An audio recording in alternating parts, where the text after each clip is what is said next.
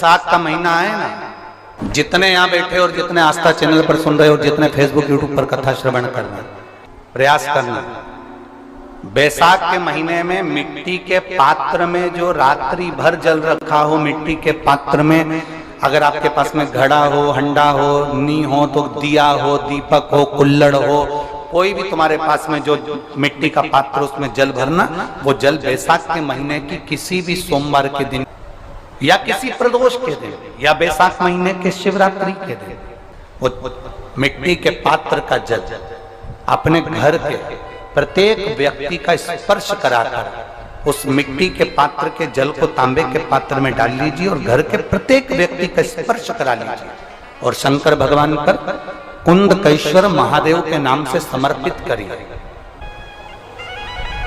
कभी जीवन में पीछे पलट कर देखने की जरूरत नहीं पड़ेगी, आप जाकर जल चढ़ाएंगे।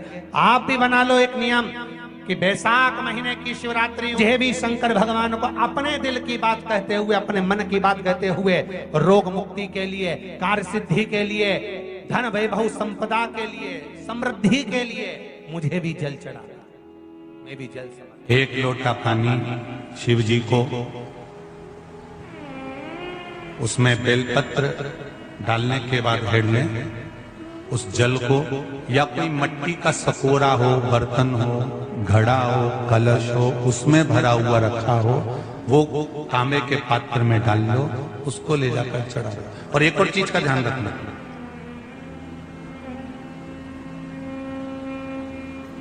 अगर असाध्य रोग जैसे ऐसा रोग हो जो समाप्त नहीं हो रहा हो, कैंसर, किडनी, लीवर या किसी का डायलिसिस चल रहा हो या लीवर काम नहीं कर रहा हो या शरीर की कोई हड्डी जुड़ नहीं रही हो, तो जो जल शिवजी को लोग चढ़ा रहे हैं वो जल को आचमन कर लेना।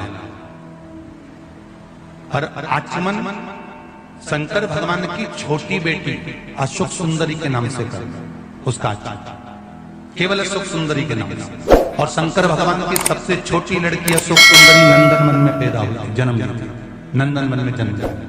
नंदनवन मतलब काशी। घर के छोटे बच्चों को भी बोलो, बड़ों को भी बोलो, बुजुर्गों को भी बोलो, चलो एक लोटा पानी चढ़ा के आते हैं, चलो। अगर कैंसर का रोग है या किडनी या लीवर या बुखार, पेट से जुड़ा हुआ, सिर से जुड़ा हुआ, कंधे से जुड़ा हुआ या घुटने से जुड़ा हुआ या रीढ़ की हड्डी में कहीं पानी भरा गया हो या कमर झुक रही हो, कोई भी रोग उधर से लेकर शरीर के अंदर नहीं भागता है और वो बेकार हो रहा है। तो बैसाख का महीना चल रहा है राकेश देवी जी, बैसाख का महीना चल रहा है। बैसाख के महीने की शिवरात्रि के दिन, बैसाख के महीने की जो शिवरात्रि आएगी, हर महीने शिवरात्रि आती है, तो बैसाख की जो शिवरात्रि है, इस शिवरात्रि के दिन सुबह 8 बजे से लेकर 11 बजे के बीच में एक लोटा पानी, उसमें थोड़ा सा बेल का फल मिल जाए, उस फल का थोड़ा सा भाग, या तो बेल का फल का अगर छिलका मिल जाए तो उसमें पानी भरकर तांबे के लोटे में डाल लो, या बेल का फल नहीं मिले तो बेलपत्री को लेके उसमें डुबो दो और डुबो के बेलपत्री को बाहर निकाल दो।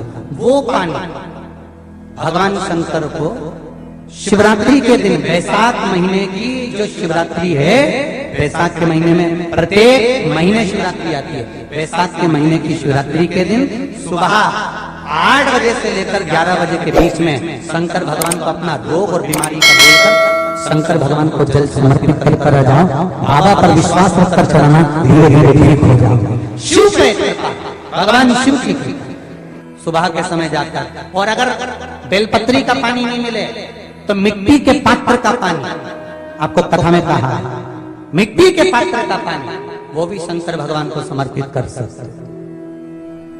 जल बैसाख के महीने में शंकर पर शीतल जल समर्पित कर देने से शरीर के रोग समाप्त हो जाते हैं और रोग टिकता नहीं। शीतल और अगर शीतल जल का दर्शन करना हो तो कभी महाकालेश्वर अभियाल, कभी आप लोग लाइव दर्शन करते हो महाकाल के, तो महाकाल के दर्शन करेंगे तो वैशाख महीने में 5-5 घड़े मिट्टी के महाकाल राजा के ऊपर बांध दिए जाते हैं जल चढ़ाने के लिए। कभी आप लोग चकलेश्वर महादेव जाए मथुरा वृंदावन में गिरिराज जी की परिक्रमा, चकलेश्वर महादेव पे 5-5 मिट्टी के घड़े शिव जी के ऊपर बांध दिए जाते हैं। कभी काशी जाएं तो वहां पर मिट्टी का घड़ा शिव जी के ऊपर रख दिया जाता है। क्यों? क्योंकि वो मिट्टी के पात्र का जल जब बैसाख के महीने में शिव पर गिरता है तो जो उस जल को समर्पित करता है वो रोग से मुक्त हो जाता है, बड़ी बीमारी में घिरता नहीं।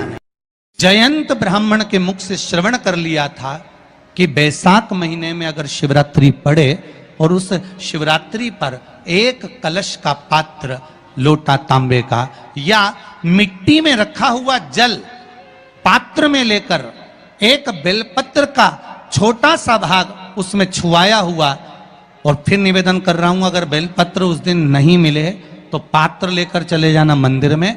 मंदिर में शंकर जी पे तो बेलपत्र चढ़ी होगी ना, अरे बोलो तो जरा, चढ़ी होगी ना। उसी बेलपत्र को धोकर फिर जल के पात्र में उसको छुआकर फिर शंकर भगवान को भाव से, दिल से जो चाहते हो, धन वैभव संपदा सत्ता या रोग से मुक्ति, चाहे उदर से जुड़ी हो। हाँ, एक चीज का ध्यान करना, अगर संपदा के लिए, विवाह के लिए या विद्या के लिए या अन्य चीजों के लिए आप शिव जी को जल चढ़ा रहे हो तो उसके जल को उठाकर नहीं लाना है। और अगर रोग के लिए जल चढ़ा रहे हो कि मुझे ये तकलीफ है, घर में ये बीमारी चल रही है या रोग चल रहा है या किडनी का या लीवर का या कैंसर का या ब्लड प्रेशर का, तो जो जल तुमने समर्पित करा उसको लेकर आकर आचमन भी करना। कौन से दिन? जम के बोलो जरा। शिवरात्रि। शंकर कह रहे हैं, माँ उमा से, माँ पार्वती से मेरा महेश कह रहा है, मेरा बाबा भोलेनाथ, मेरा बाबा विश्वनाथ, मेरा त्रिकालदर्शी कैलाशी अविनाशी कह रहा है कि हे पार्वती,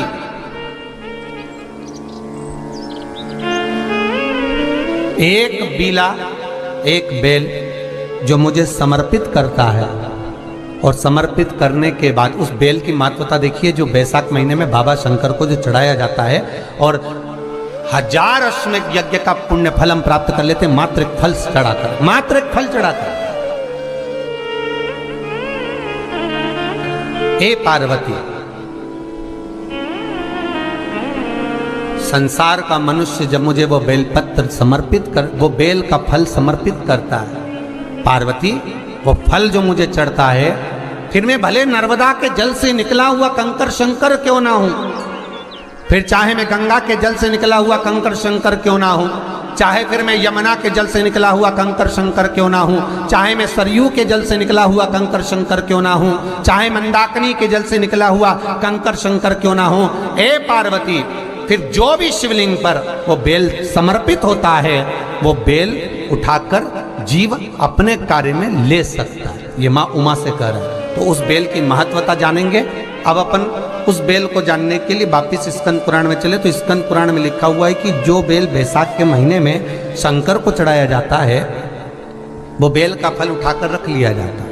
बैसाख के महीने में उस चढ़े हुए, बाकी के आपको बेल का फल खाना हो तो बात दूसरी, पर चढ़ा हुआ जो बेल का फल है वो पूरा बैसाख नहीं खाना। बैसाख के बाद में अगला जो महीना आए उस महीने के अंदर उस फल के अंदर का गुर्दा निकालकर उसको सुखा लीजिए, और सुखाकर जिस व्यक्ति को पत्थरी की बीमारी हो और जिस व्यक्ति को पेट में बहुत भोजन पचता ही नहीं है, पूरा शरीर पाचन क्रिया बेकार हो गई, उस व्यक्ति को केवल 7 दिन तक शंकर पर चढ़ा हुआ वो बेलपत्र प्रदान कर दीजिए, पत्थरी भी बाहर और पाचन क्रिया भी ठीक, जिंदगी भर तकलीफ नहीं।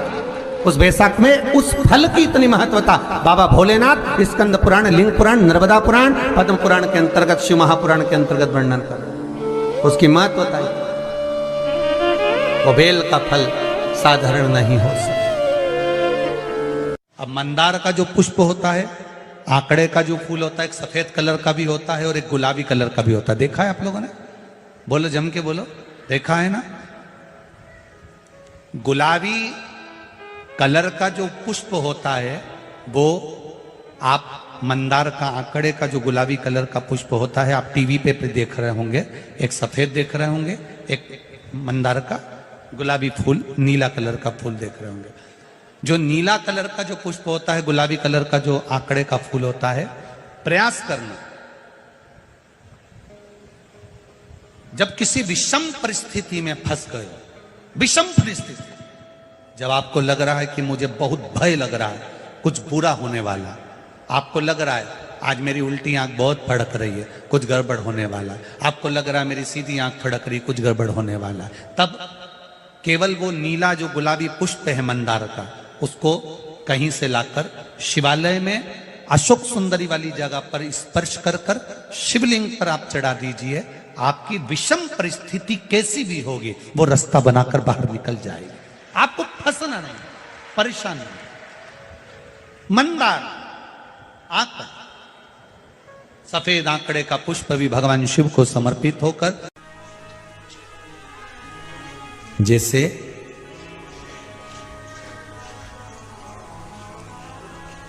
बेले के फल का गुर्दा, बेल का जो फल होता है, बेलपत्री का फल, उसका जैसे गुर्दा, उसके अंदर का जो भाग होता है बेल का, वो गुर्दा,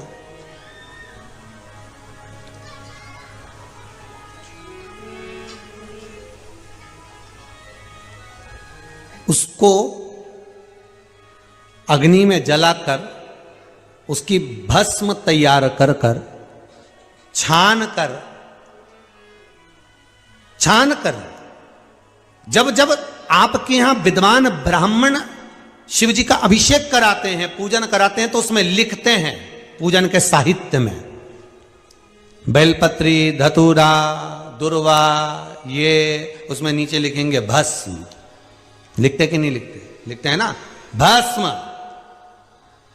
अभिषेक में चाहिए रहती है।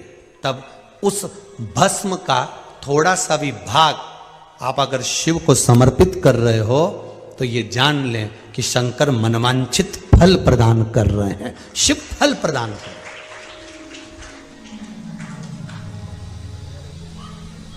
महाराज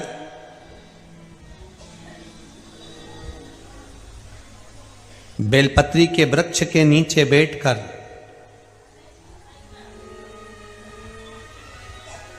हाथ में एक बेलपत्र का पत्ता रखकर आप पंचाक्षर मंत्र नमः शिवाय, ओम नमः शिवाय या श्री शिवाय नमस्तुभ्यम या महामृत्युंजय मंत्र का स्मरण कर रहे हो, पर डंडी का भाग अपनी ओर, बेलपत्र की बीच वाली पत्ती का भाग बीच वाली उंगली की ओर रखकर अगर आप स्मरण कर रहे हैं और अपनी कामना कर कर बेलपत्री के वृक्ष के नीचे बैठकर उस पत्ते को सम्मुख रखकर बाबा से विनय कर कर एकांत में उस बेलपत्री के वृक्ष की छांव में, बेलपत्री के वृक्ष की छांव आप कामना कर कर उस पत्ते को शंकर भगवान के ऊपर समर्पित कर रहे हैं, तो ये जान कर रखें कि पार्वती और शिव का मिलन करवा रहे हैं और अपनी मनवांछित फल कामना पूर्ण करवा रहे हैं। क्योंकि शिव और पार्वती का जब मिलन होता है, शंकर पार्वती जब एक दूसरे के सम्मुख में होते हैं, शिव और पार्वती जब एक दूसरे के सामने अपने बच्चों के कारण एक दूसरे के सम्मुख में आते हैं, तो उनके चेहरे पर प्रसन्नता का भाव आ जाता। वो फल, मनवांचित फल की कामना आप जिस कामना के लिए कर रहे हैं, विवाह के लिए, नौकरी के लिए, सर्विस के लिए, व्यापार के लिए, रोग मुक्ति के लिए, आप जिस कामना से कर रहे हैं, ईश्वर महादेव, जो व्यक्ति पथभ्रष्ट हो जाए, जैसे मदिरा के नशे में पड़ गया, कहीं जुए में पड़ गया, कहीं मांसाहार में पड़ गया, कहीं व्यसन में पड़ गया, कहीं गलत काम में अगर कोई जा रहा है, तो श्रंभेश्वर महादेव के नाम से काली तिल भगवान शिव को समर्पित करी जाती है। महाराज काली तिल को वापस उठाकर ले आते हैं, उसी काली तिल को जो मदिरा का नशा करने वाला होता है या जो गलत व्यसन में डूबा हुआ होता है, उसको वो सुबह के समय अगर नहीं खाता तो भोजन के साथ उसको दिया जाए। श्रंभेश्वर महादेव, एक बेलपत्री का भी बहुत अच्छा प्रयोग है श्रंभेश्वर महादेव का। मदिरा पीने वालों के लिए, मांसाहार, व्यसन में, जुए में, वेश्यावृत्ति में, पर नारी में, गलत जगह पर जो डूबे रहते हैं उनके लिए। पहले की कथा में उसका वर्णन किया है बेलपत्री का। श्रम्भेश्वर महादेव, एक बार सब बोलेंगे, कौन से महादेव? श्रम्भेश्वर महादेव। फिर जम के बोल लो एक बार, श्रम्भेश्वर महादेव। जब हमारे घर में क्रोध बढ़ता है या कोई गलत कार्य में जाने लगता है तो श्रम्भेश्वर महादेव का हमें शरणागति लेना चाहिए, श्रम्भेश्वर महादेव का पूजन करना चालू कर देना चाहिए। कई लोग कहते हैं महाराज जी ये श्रम्भेश्वर महादेव का मंदिर कहाँ मिलेगा, हम कहाँ पूजन करने जाए? कहीं नहीं जाना, तुम्हारे घर के पास में जो शंकर जी का मंदिर है वहीं जाओ, उसी देवालय में, उसी मंदिर में जाओ, श्रम्भेश्वर महादेव के नाम से जल चढ़ाना प्रारंभ करेंगे। वो जल जो गलत संगत में पड़ा हुआ है उसका आचमन कराना प्रारंभ करेंगे, अपने आप उसकी धीरे धीरे बुद्धि सुधरना प्रारंभ हो जाएगी। ऐसा श्रम्भेश्वर महादेव का। साथ की शिवरात्रि आ रही है, छोड़ना मती, बेलपत्री का पत्ता जल में डालकर भले पत्ते को निकाल देना, और वो जल, जो रोग है, जो बीमारी है, संपदा नहीं आ रही हो, दुकान नहीं चल रही हो, व्यापार नहीं चल रहा हो, बच्चे चिड़चिड़े हो गए हो, क्रोध पड़ रहा हो, तो भी बाबा पर घर के प्रत्येक व्यक्ति एक लोटा जल जरूर चढ़ा के आना, शिव को नमन कर कर आना, ये मौका नहीं मिलता।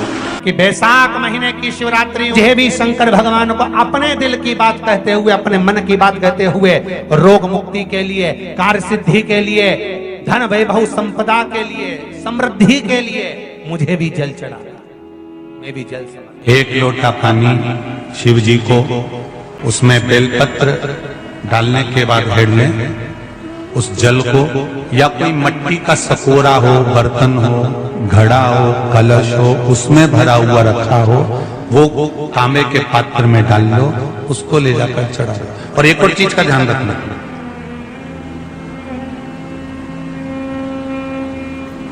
अगर असाध्य रोग, जैसे ऐसा रोग हो जो समाप्त नहीं हो रहा हो, कैंसर, किडनी, लीवर, या किसी का डायलिसिस चल रहा हो, या लीवर काम नहीं कर रहा हो, या शरीर की कोई हड्डी जुड़ नहीं रही हो, तो जो जल शिव जी को लोग चढ़ा रहे हैं वो जल को आचमन कर लेना। और आचमन शंकर भगवान की छोटी बेटी अशोक सुंदरी के नाम से करना, उसका आचमन केवल अशोक सुंदरी के नाम से। और शंकर भगवान की सबसे छोटी लड़की अशोक सुंदरी नंदन मन में पैदा हुई, जन्म नंदन मन में जन्म।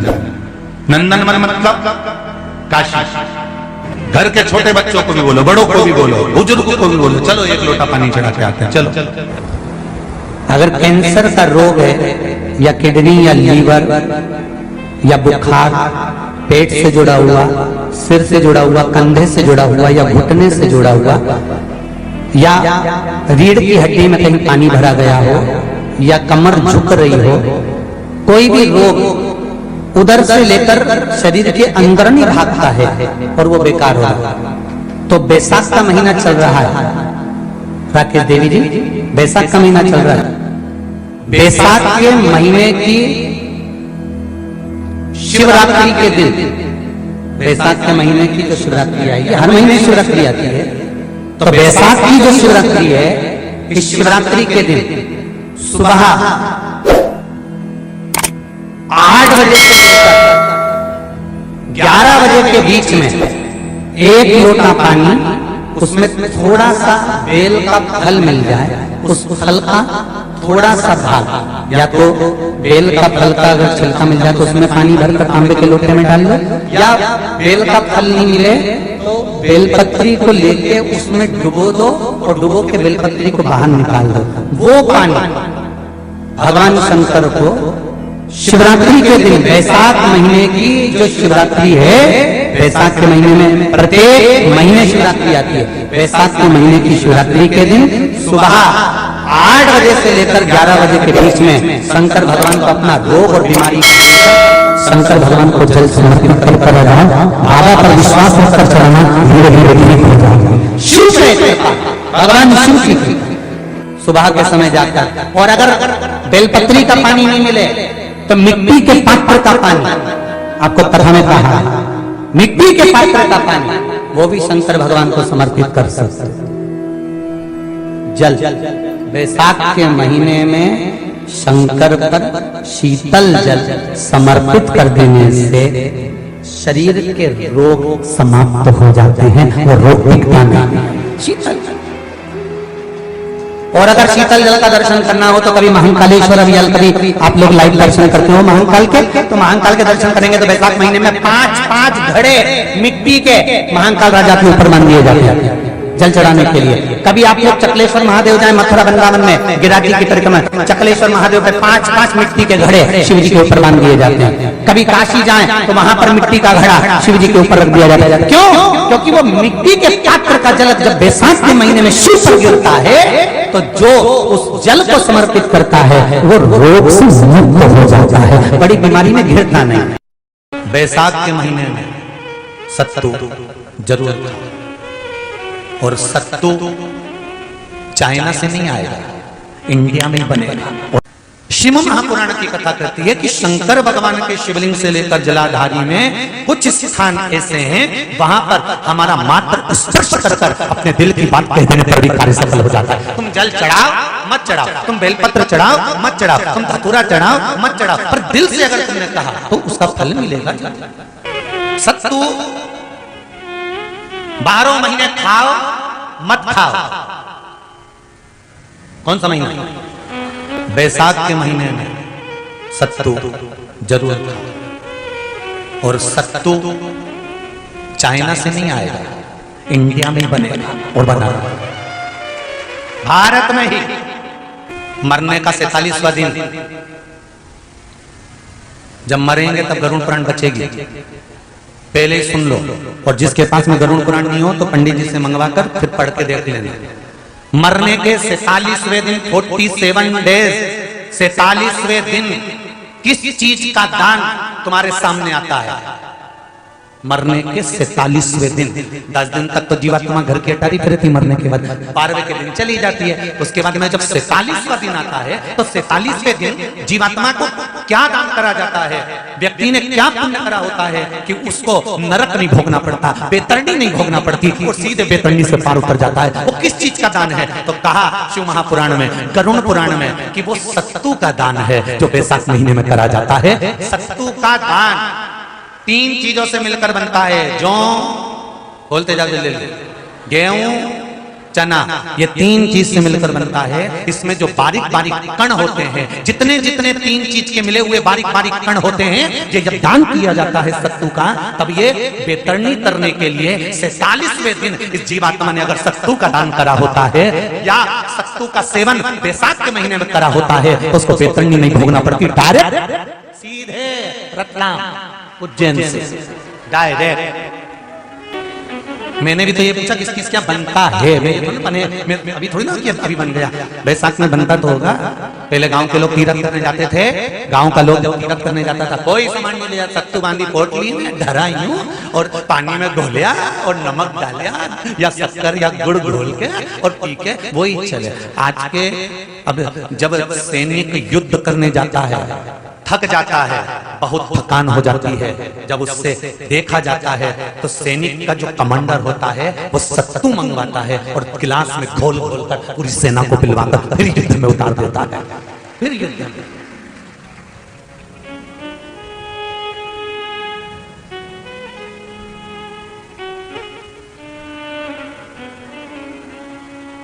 साधारण नहीं है महाराज। सत्तू में जितने बारीक बारीक कण होते हैं, जितने बारीक बारीक कण, अब तुम्हें कम करना, अभी जब खरीदो तो कागज पे रख के सत्तू का एक कण गिनना, 1 2 3 बारीक बारीक गिनते रहना जरा। तो तुम्हारा क्या जाए गिनने में? भगवान कृष्ण के हाथ में पट्टी बंधी थी तो उनने भी तो रुक्मणी को गिनने को दिया था, जरा गिन तो जरा इसमें कितने धागे। रुक्मणी जी ने कहा इसमें 9,999 धागे हैं। भगवान ने कहा बस यही 9,999 मुझे द्रौपदी को वापिस लौटाना है। गिनती लगा लो, अभी अभी लगा लो, ऊपर तो भगवान गिन के बता ही देगा कि तुमने जो सत्तू दान करा था, तुमने जो सत्तू खाया था, तुमने जो सत्तू भगवान को दिया था, सत्तू का लड्डू बनाकर तुमने बैसाख महीने में भगवान की जो पूजन करी थी, तो अमावस्या के दिन, पूर्णिमा के दिन या अक्षय तृतीया के दिन तुमने जो सत्तू दिया था, भगवान तो गिनती बता देगा कि उस सत्तू में कितना कण था। और अगर नहीं बताए तो तुम आंदोलन पे बैठ जाओगे कि हमें बताओ पहले हमने कितना सत्तू दिया था, उसमें कितने कण थे। बताना पड़ा।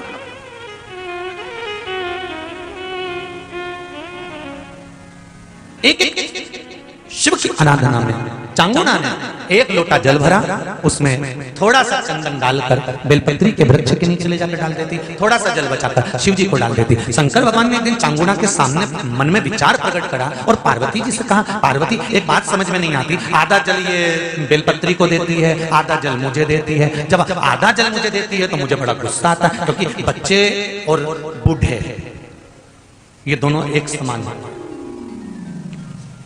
बच्चों को थोड़ा सा भी उसकी सामग्री में से, उसकी चॉइस की चीज में से तोड़ के अगर दूसरे को दे दिया तो बच्चा यूं फेंकेगा, वो जाके और मुंह फुला के बैठ जाएगा, नी खाऊं नी खाऊं। मां समझाए थारे ही भाई है रे, होगा नीचे मत को ऐसा भाई जो मेरा ही रिश्ता खा जा, मुझे तो पूरा ही। फिर मां अंदर जाएगी, फ्रिज में से वापस पूरा की पूरा आम निकाल के लाएगी और आम देगी, ये ले, ये पूरा है, अब चक्कू से कटा नहीं, देख छोरा भी इतना है वाला, पूरा घुमा घुमा के देखेगा।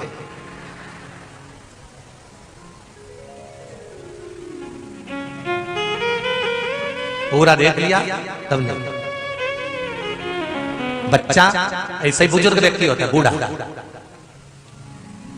पति को भोजन दिया तो उसमें चटनी रख दी, जीरा मन रख दिया, पापड़ सेक के रख दिया, और बुढ़ा व्यक्ति जब भोजन करा तो उसमें कहीं नहीं, तो बूढ़े की निगाह में तो आ ही जाता है कि बताओ अपनी तो वैल्यू घस गई। तो बच्चे के मन में और बुजुर्ग के मन में आ जाता है, बच्चा और बूढ़ा एक साथ। भगवान ने कहा ये आधा जल कहां डोल के आती है? पार्वती जी ने कहा उसके संतान नहीं है, इसलिए वो बेलपत्री की भी आराधना करती है और आपकी भी आराधना करती है। ठीक है,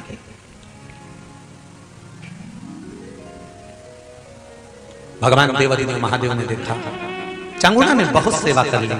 आज भगवान सुंदर एक संत का रूप धरकर चांगुना के दरवाजे पर पहुंच गए, अलग जगह। चांगुना दौड़ कर आई, बाबा जी आइए,